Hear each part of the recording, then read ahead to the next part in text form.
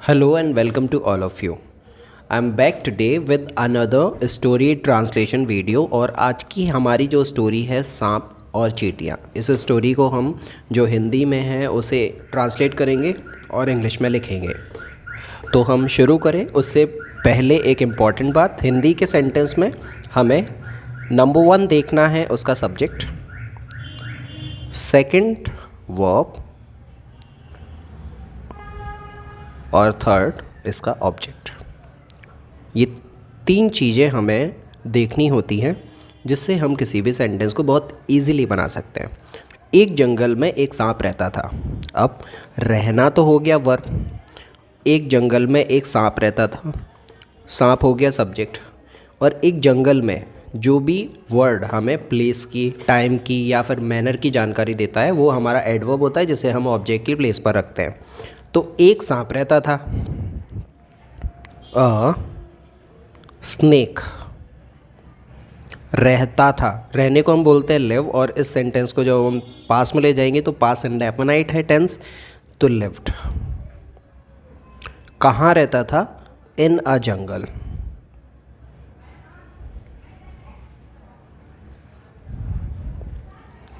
वह दिन रात पक्षियों के अंडे, छिपकली, खरगोश और छोटे जानवर खा जाता था। अब वह हो गया हमारा सब्जेक्ट, खा जाना हो गया वर्ब, और ये जितना भी हमें दिन रात पक्षियों के अंडे, छिपकली, खरगोश और छोटे जानवर ये दिख रहा है, ये सब कुछ हमारा इतना बड़ा ऑब्जेक्ट है। तो वो खा जाता था, तो स्नेक के लिए अपन इट लगा देंगे, स्नेक का प्रोनाउन होगा इट। पक्षियों के लिए, पशुओं के लिए, जानवरों के लिए, नॉन लिविंग थिंग्स के लिए हम इट प्रोनाउन का इस्तेमाल करते हैं। तो इट, ईट, ईट का मतलब खाना, पास्ट इंडेफिनाइट है तो सेकंड फॉर्म लगाएंगे तो ईट हो जाएगा, इट एट। क्या खा जाता था? पक्षियों के अंडे, बर्ड्स एग्स, पक्षियों के अंडे, छिपकली, लिजर्ड,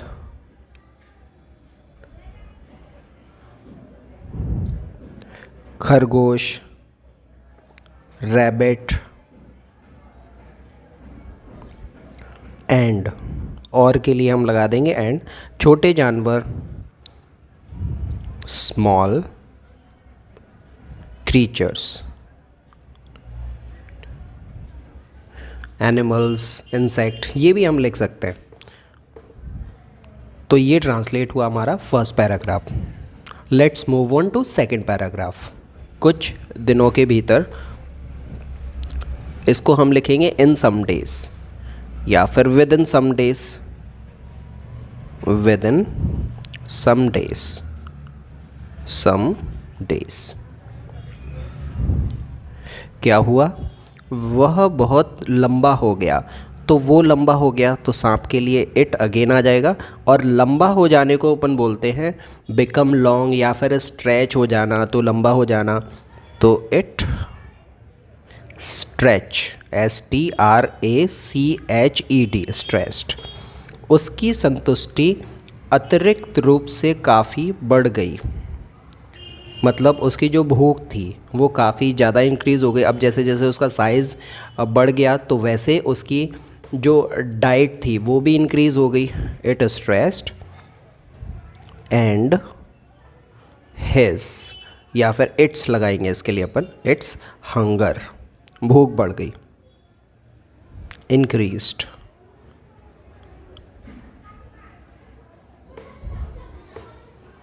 एक दिन सांप ने सोचा, तो सांप हो गया हमारा सब्जेक्ट और सोचना हो गया वर्ब, और एक दिन, तो वन डे स्नेक थॉट, सोचने को हम बोलते हैं थिंक, और थिंक को जब अपन पास में ले जाएंगे तो हो जाएगा थॉट। स्नेक थॉट कि मैं अनिवार्य रूप से जंगल में सबसे अधिक प्रभावी हूँ, मतलब उसने ये सोचा कि वो जंगल में सबसे ज़्यादा इम्प्रेसिव है, इम्पैक्टफुल है, मतलब सभी उसकी रिस्पेक्ट करते हैं और वो जंगल का राजा है, उसने ये मान लिया था। थॉट दैट इट इज़ इसको हम इन्फ्लुएंशियल भी बोल सकते हैं। It is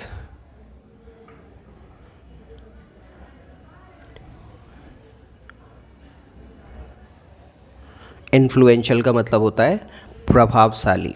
in the jungle, in the jungle.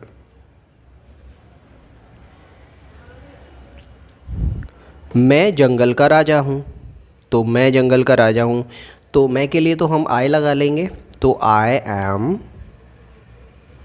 जंगल का राजा, द किंग ऑफ जंगल। अब मुझे अपनी प्रसिद्धि और आकार के अनुसार एक विशाल जगह में रहने की आवश्यकता है। तो अब मुझे आवश्यकता है, तो ये तो हो गया हमारा सब्जेक्ट, और रहने की आवश्यकता, ये हो गया हमारा वर्ब। तो अब के लिए हम लगा देंगे नाउ। अब मुझे रहने की ज़रूरत है, मतलब सांप के लिए अपन लगा देंगे आई। अब ज़रूरत है तो रूल लगेगा यहाँ पर, need to. I need to live. रहने की ज़रूरत है बड़ी जगह पर, I need to live in a big place. Big place.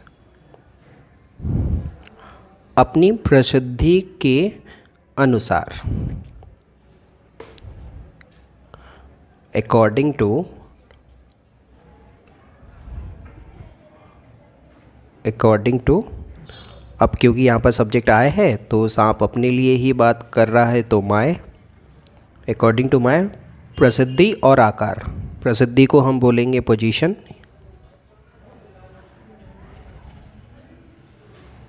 And size. यह सोचकर उसने अपने निवास के लिए एक विशाल वृक्ष चुना। यह सोचकर, तो इसको हम लिखेंगे थिंकिंग दिस।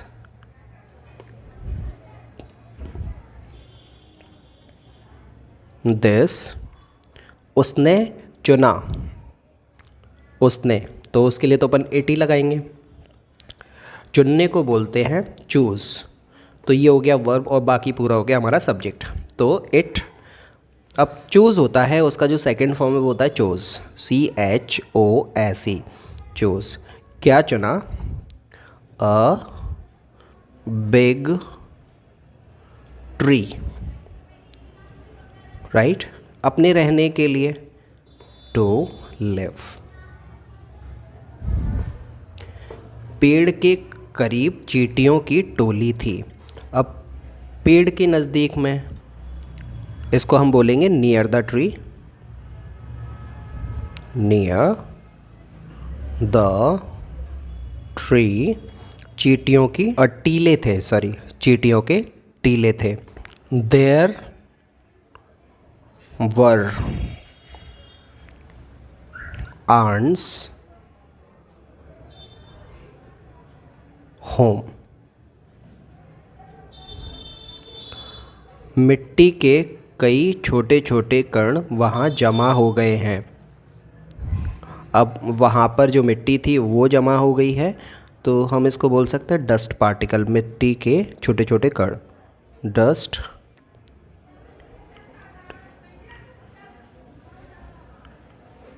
पार्टिकल्स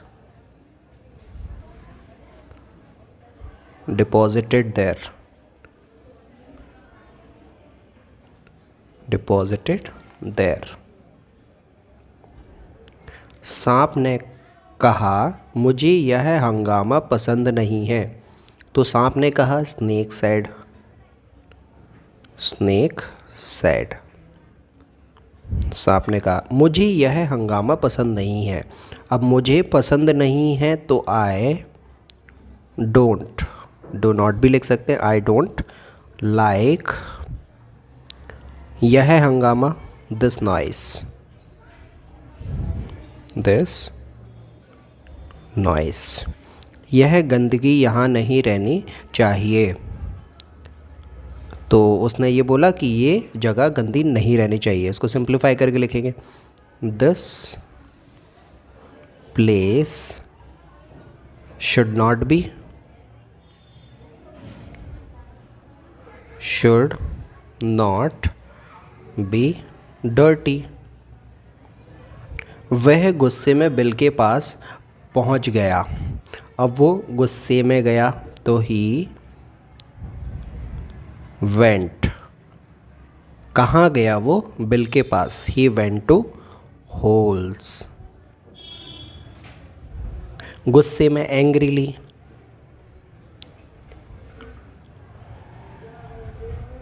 और चींटियों को सलाह दी। अब और के लिए हम लगा देंगे एंड। चींटियों को सलाह दी। अब सब्जेक्ट तो हमारा ही है। एक्चुअल में यहाँ पर ही की जगह पर हम इट लिखेंगे। तो it went to holes angrily and suggested. कौन को? चींटियों को। आंट्स। मैं नागराज हूँ। तो मैं नागराज हूँ तो आई एम। चाहें तो हम इसे नागराज भी लिख सकते हैं या फिर I am the king of snake. चलो ऐसे ही लिख लेते हैं इसको। I am the king of snakes. इस जंगल का राजा।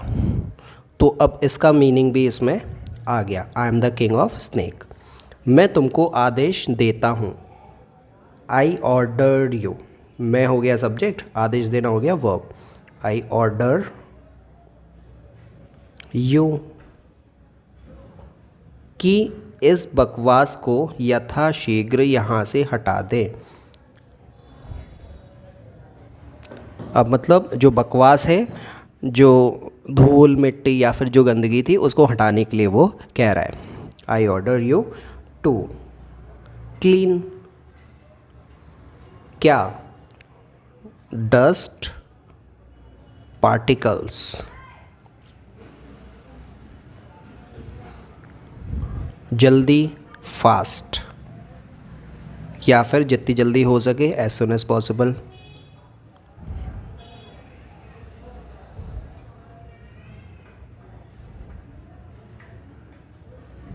सांप को देखकर अलग अलग जानवर काँप गए। तो सांप को देखकर, तो इसको हम लिखेंगे सीइंग द स्नेक द। अलग अलग जानवर काँप गए मतलब वो डर गए। डिफरेंट एनिमल्स या फिर ऑल एनिमल्स।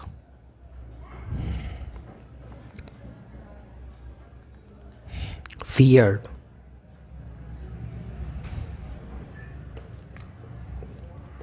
लेकिन छोटी चींटियों पर इसका कोई प्रभाव नहीं पड़ा। लेकिन के लिए बट। छोटी चींटियाँ स्मॉल आंट्स। स्मॉल आंट्स इसका कोई प्रभाव नहीं पड़ा। Small ants were not affected. Not worry भी लिख सकते हैं। Worry about it.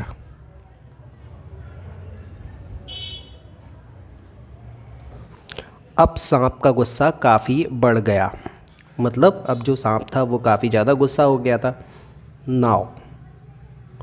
अब के लिए हमने लगा दिया नाउ। जो सांप था वो गुस्सा हो गया था। Now snake got angry. Got angry.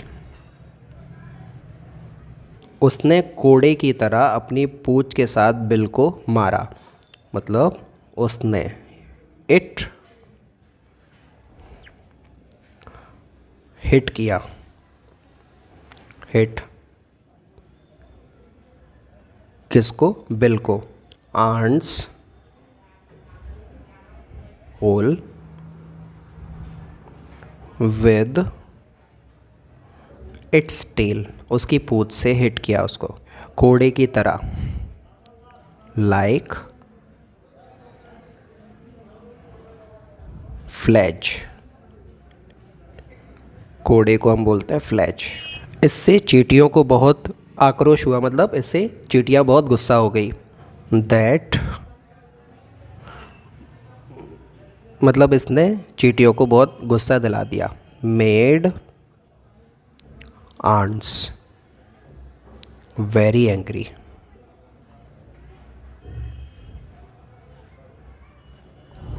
बिल के बाहर हजारों चींटियां निकल आईं तो thousands of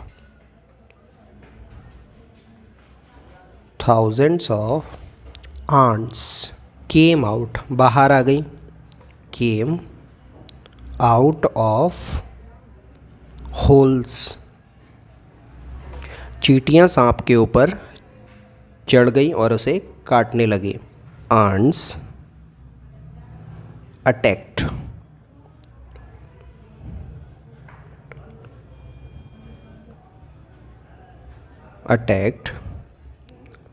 the snake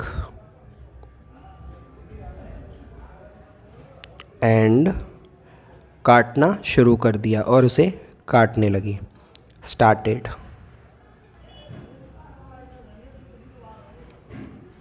biting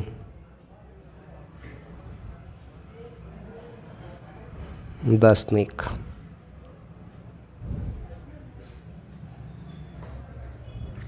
सांप को लगा जैसे सैकड़ों कांटे उसके शरीर को समतल रूप से छेद रहे हैं। तो सांप को लगा, snake felt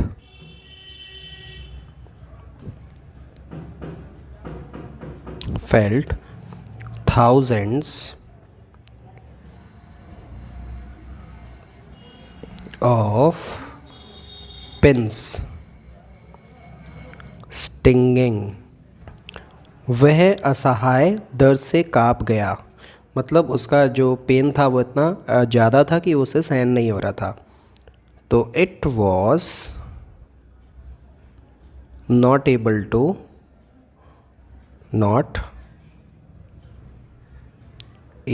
to tolerate the pain. असहनीय था ये दर्द उसके लिए। वह उससे दूर होने के लिए छटपटाने लगा, तो वो रेस्टलेस हो गया। तो इट बिकेम हो गया, बिकम होता है सेकेंड फॉर्म लगा देंगे। It became restless to save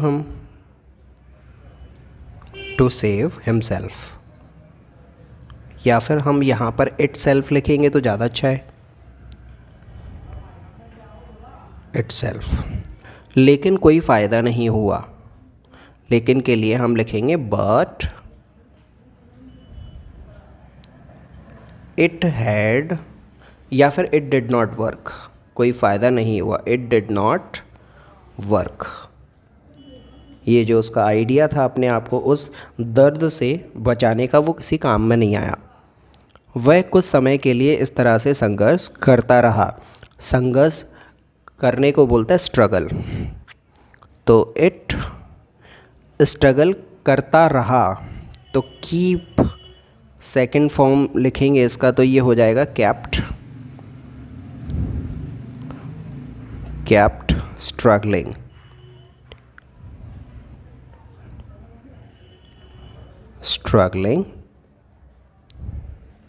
कुछ समय के लिए, फॉर सम टाइम।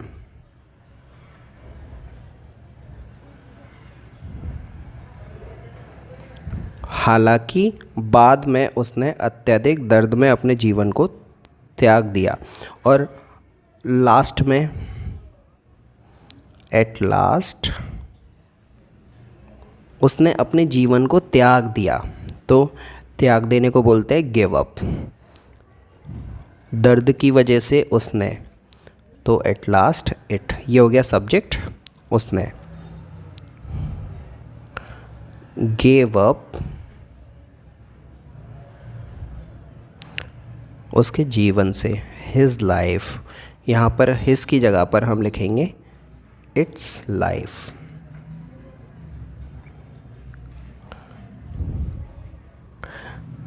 बहुत ज़्यादा दर्द की वजह से, ड्यू टू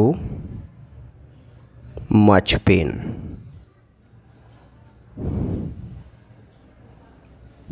फाइन, तो यहाँ तक ये हमारे सारे पैराग्राफ और स्टोरी कंप्लीट होती है। अब देखते हैं इसका मोरल क्या है।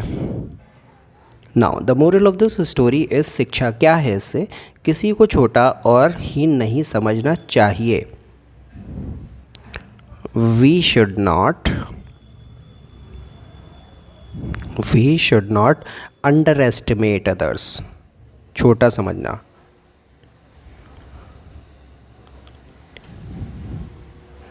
अंडर एस्टिमेट अदर्स, व्यर्थ के घमंड से विनाश हो जाता है। Useless, ego